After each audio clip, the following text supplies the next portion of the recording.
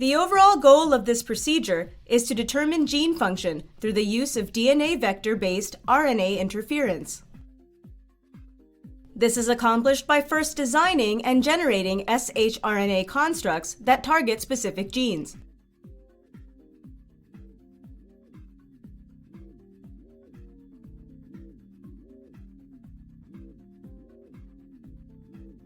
The second step is to produce lentivirus carrying the shRNA expression cassette.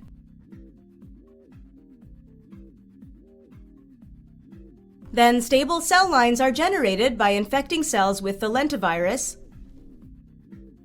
and the cells infected with the lentivirus are used in various in vitro and in vivo assays to determine the effects of silencing the gene of interest.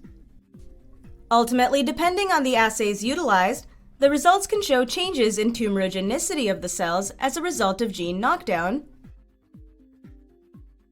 through the use of in vitro proliferation, migration, and invasion assays, as well as in vivo xenograft formation models.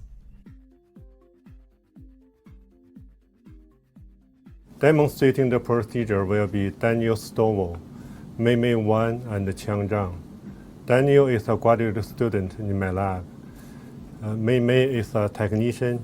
Qiang is a postdoctoral fellow. This method can help answer key questions in the cancer research field, such as whether a specific gene has a role in cancer development and progression, and which aspects of these processes it may be important for.